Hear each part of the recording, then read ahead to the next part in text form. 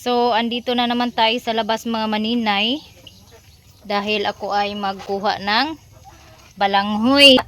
Gaya na sinabi ko nang nakaarang araw, maghimo na pud ko og keeping. Keeping lang, dili siya pang kasaba chips. Yung buo talaga. Gagawa din ako ng crackers. Gagawa din ako ng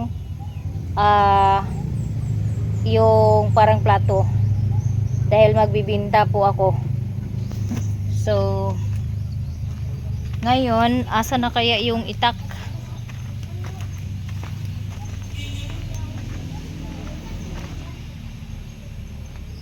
Ipa! Pa! Yung mga gipruning na ko na sanga, hindi ko pa na usok. So, magpalit pa ko og silupin para tanuman ako ani nila. Hindi pa na siya mamatay kay nakaano pa man na. Nakakuan siya sa tubig ba. B! Ihipos ni ang mga binughan ni tatay nga kahoy. Kay kaulan nun. Ano kaya to? Okay. So, ito na lang yung gamitin ko.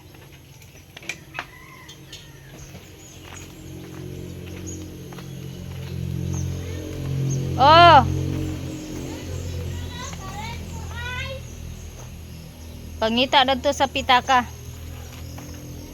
Mahinog na naman ng kapayas, oh.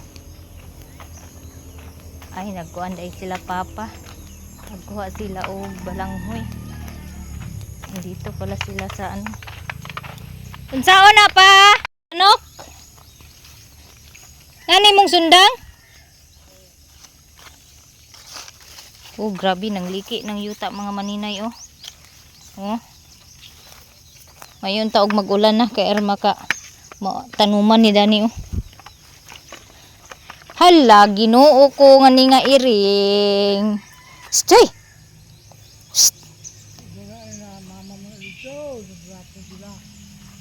Naguba na dito sa tatong gilapugan?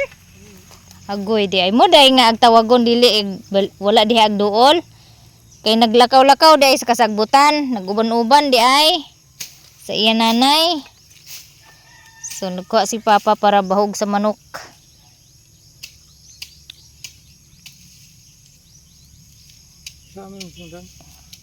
Agkuan ko. Kuha ko sa balanghoy kay agkeeping ko ugma.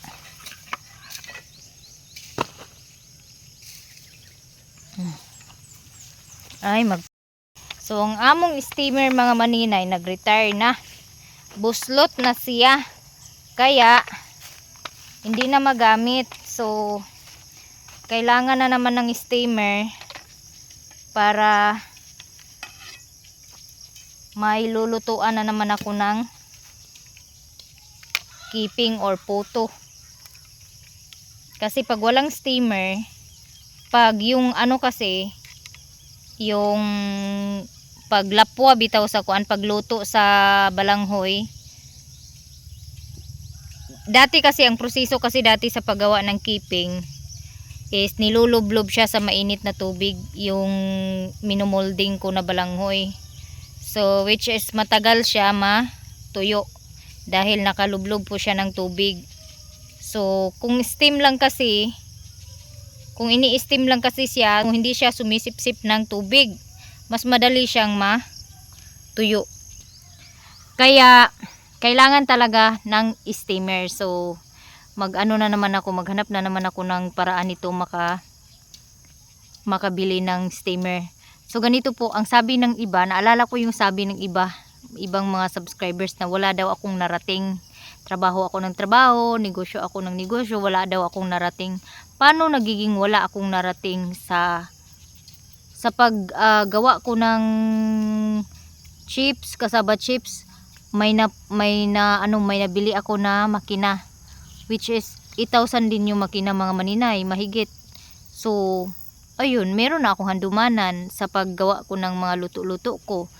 So kung pira ang pag-uusapan, wala talaga akong ipon na pira. Dahil yun po ay binibili ko araw-araw. Siguro kung hindi kami kumakain, ang dami ko ng pira mga maninay. Pero kumakain kami mga maninay. Kaya wala talaga akong ipon na pera. And at least nakabili ako ng makina. So ngayon, ang hanapan ko na naman ng paraan is paano makabili ng steamer. Kasi yung steamer is worth of 2,000 mahigit, yung dalawang patong yata yun ng steamer. Kailangan ko ng mas malaking steamer para mabilis yung pagluto ng balanghoy. Ganyan po. 2 or 3 steamer, nasa 2,000 mahigit yung steamer. So yung balanghoy namin kunti na lang din, pero meron kay kuya, pwede ko yung bilhin kay kuya. Pag naubos na yung sa amin, kay kuya naman ako bilhin ko yung kay kuya per kilo. Tapos ganito, kailangan ko na naman kasing mag-stock ng crackers, kasi yung crackers po ay hindi po nasisira agad. Kahit na umulan, bumagyo, meron akong mailuto. Makapag pa rin ako kung may o-order na ng chips. So, eto mga maninay ha, nagplano kami. So, may plano talaga kami ni Maya Mia na pumunta ng Bohol. Pero, hindi pa namin alam kung kailan. Basta, pupunta daw kami ng Bohol. So, baka matuloy po yung namin, punta namin ng Bohol.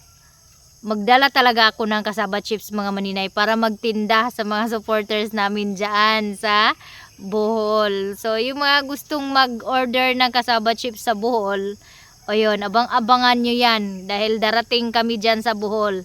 Hindi man ngayong linggo na to or buwan na to, basta darating kami dyan ni Maya Mia. Puhon. Muna nga, abang-abang na lang kayo dyan mga maninay. So, muna, manghuha sa kuog kuan, manghuha kuog balanghoy karon kay mag-stack na pud ko og daghan.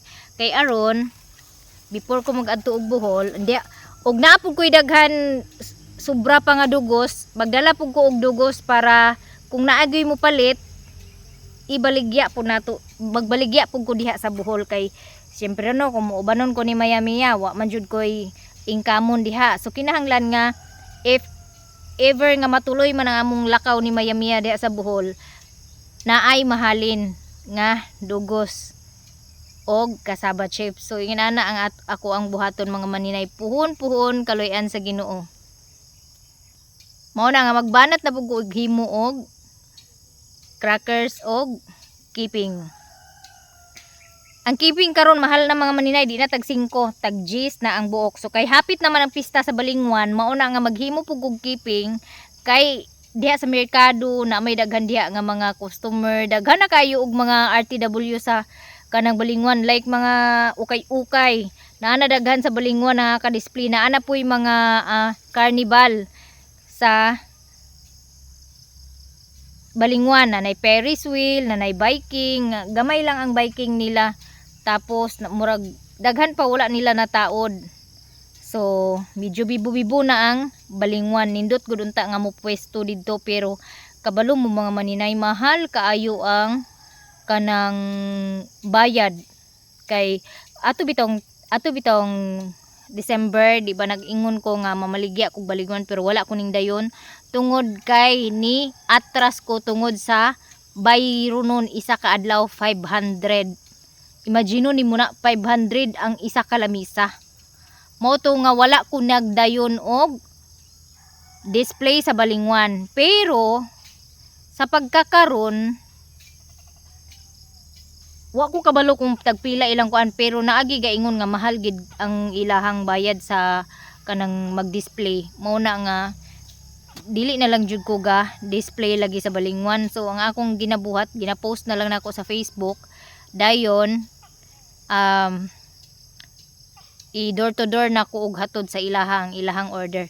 Available always ang atong kuano sa mga pista sa Balingwan, magkasaba cake ta. So magkuan na pug ko og kasaba cake para sa pista sa Balingwan, kay na maginaydagan kayo nga magpalit og mga delicacy pang hinamis. So magkuan na pud ko sa akong Facebook nga pwede kay ko sa kasaba cake sa pista puhon. Akong palangga naadan magdayda.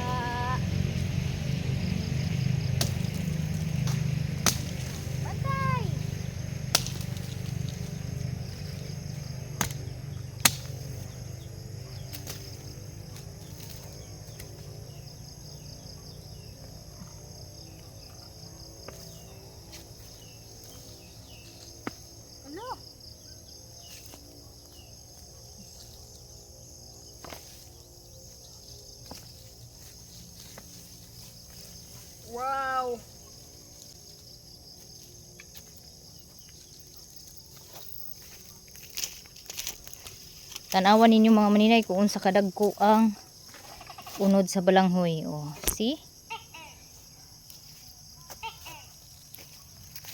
So insakto ra ni ang ako ang kuanon mga maninay. Dili kay daghan ang akong kuaon. Insakto ra ni siya kay daghan na ni siya og galing. Tara na. Hoy. Kinsa man ni oy.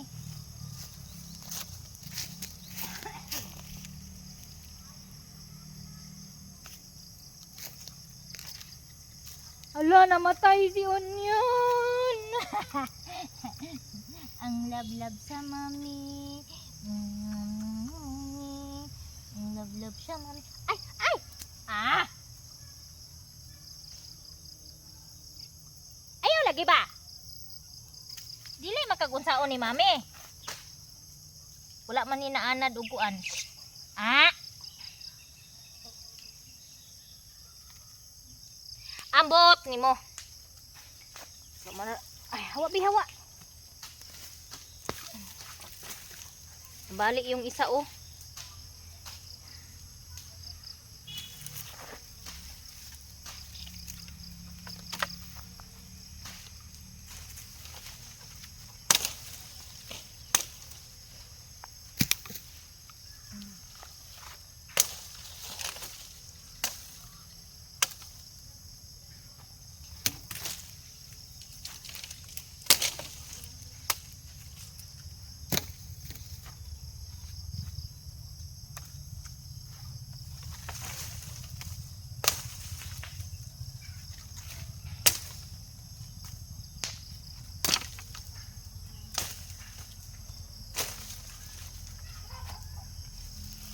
Ito na. Uli na ta. So, ayan mga maninay, nakakuha na po ako ng balanghoy. Tama na to kasi magkuha pa ako ng dahon ng saging. Aray ko.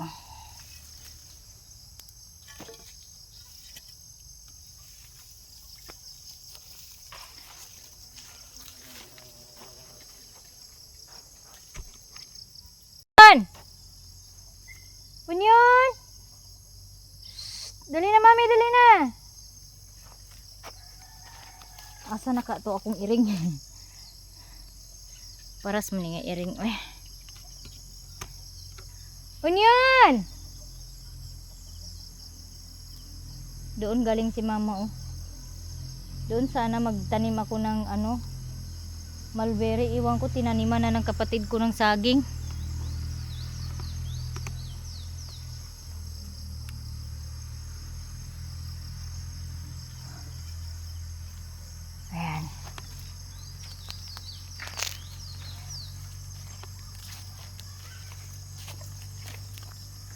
Pati sili patay na mga maninay. Wala nang natira sa sili namin. Talagang kalbo na. Wala nang kabunga-bunga. Tapos yung mulberry ko, na ako sa mulberry ko. Wala na siyang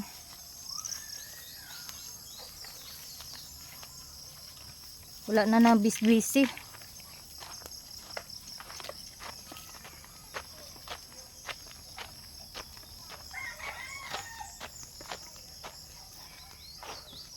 Magkuha ako ng dahon saging para maaga ako bukas mag-start na mag-molding. Sana hindi pa mag-ulan para makagawa pa ako ng keeping.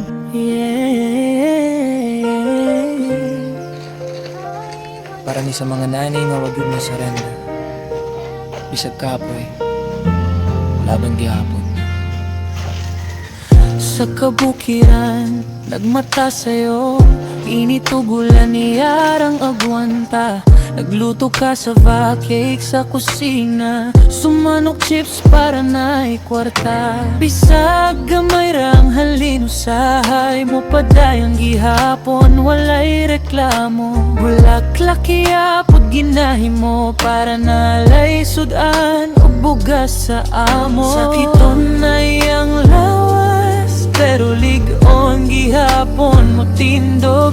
Isilang pirmi sa amo, bisan kapoy na kaayo. Oh, and I black, ikaw among kusog, ikaw ang kahayag sa among dughan. Bisan pobre pero puno gugma, ikaw among panalangin sa Ginoo. Oh, and I black, wag yun kaniundang. Bisan gabi nagakayot gihapon, para lang sa pamilya, ikaw among forever na hero.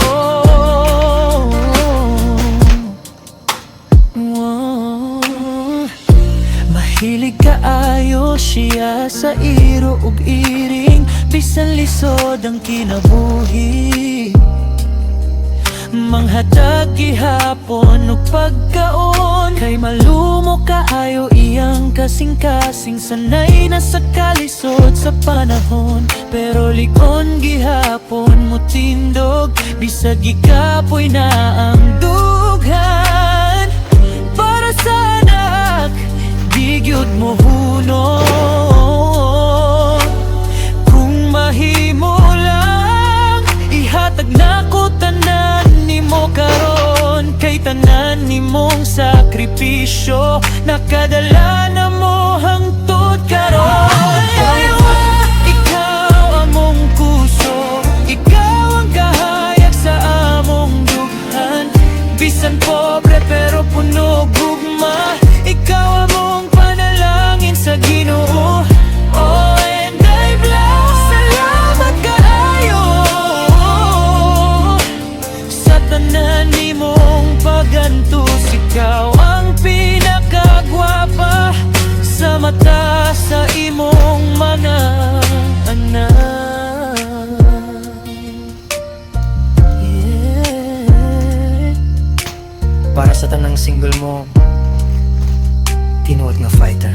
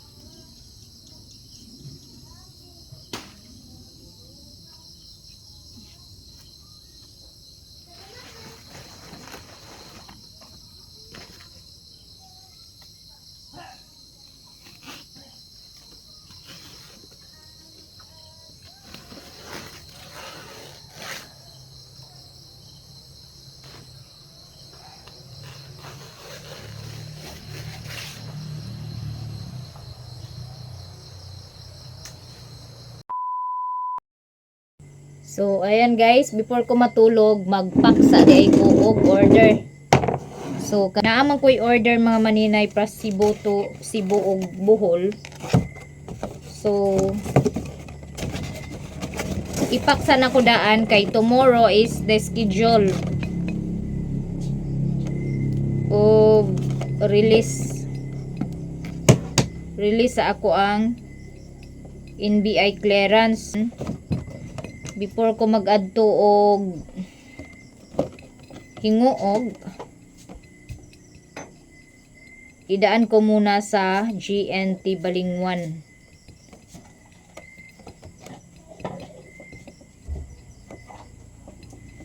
Ito yung kinakainisan ko, yung mawala ako sa ano ba, dulo ng walang hanggan. Dulo ng walang hanggan, dulo ng scotch tape.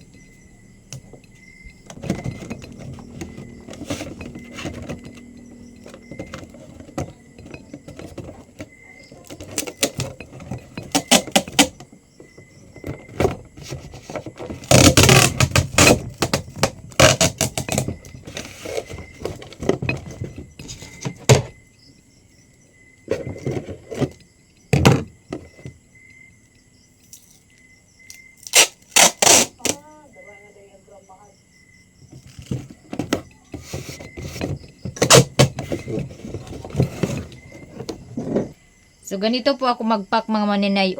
Yung ano, puwet, tas olo, puwet, tas olo. Ganyan po yung pag-pack. Para balance po yung ano ba, yung level niya. Tapos, ano natin, i-close natin dito.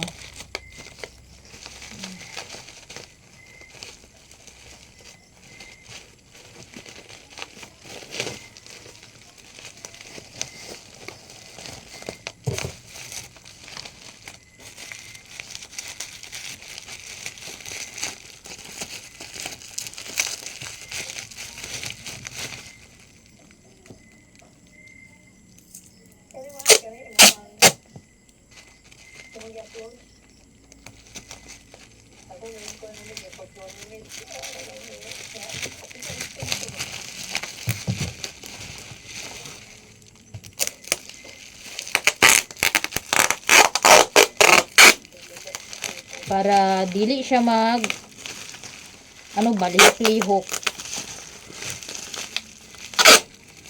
Pag if ever mag-ana-ana ang mag-shaky ang sakyanan, ang dugos dili siya mag lihok-lihok. So wala siya ano nga mag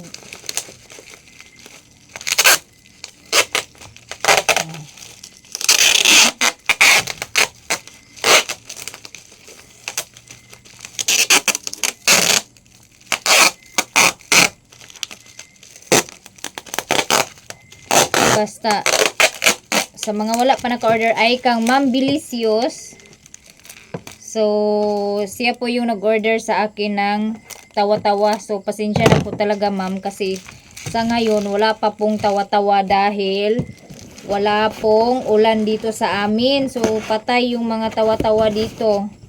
Kaya hindi ako makagawa-gawa ng tsaa na tawa-tawa. Hindi ko pa alam kung kailan mag-ano yung ulan. Kung kailan bababa yung ulan sa mundo ng Balingwan, dahil wala pang ulan. Pero yung Davao, perte na kaayo ka ulan ang Davao guys.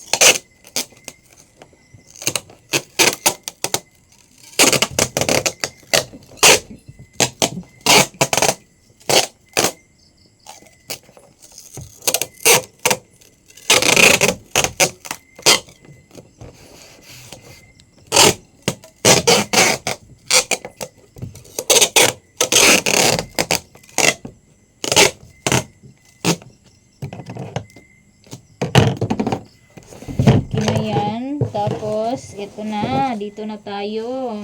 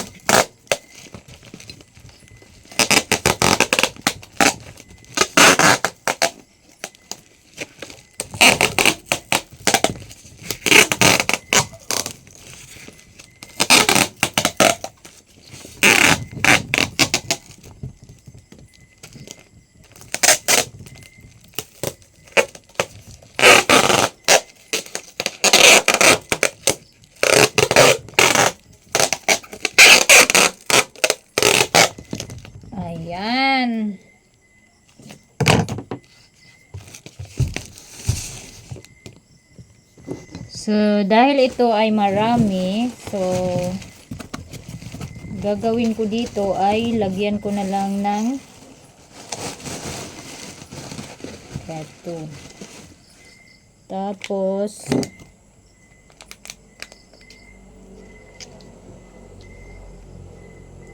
kailangan siyang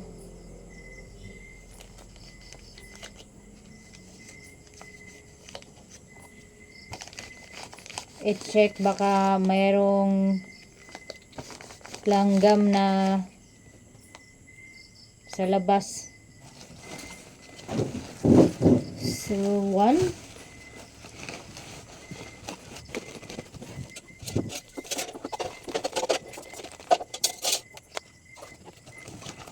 lima.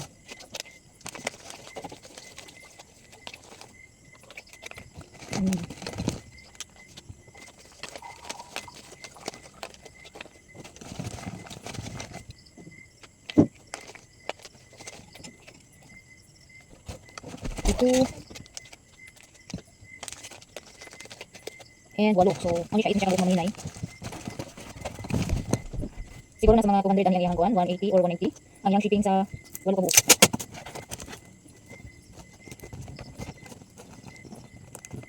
Okay.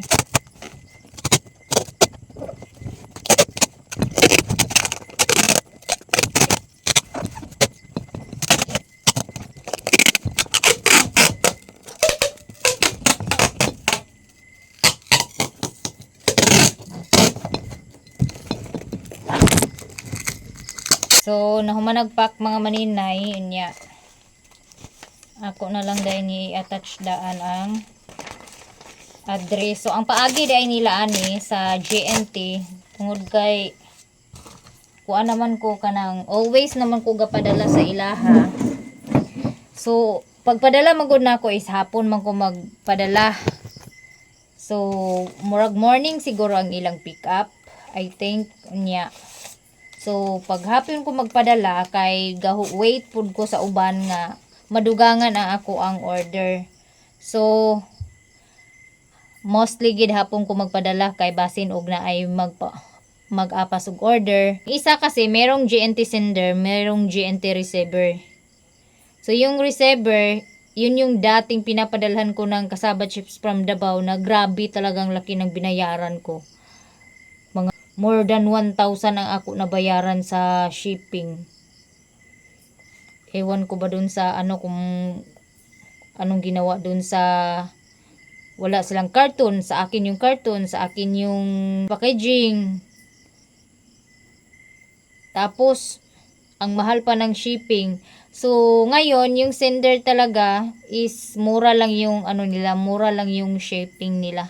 Basta ganito lang kaliit yung mga box. Pag malaki na yung box nito, mga 200 na mahigit yung babayaran.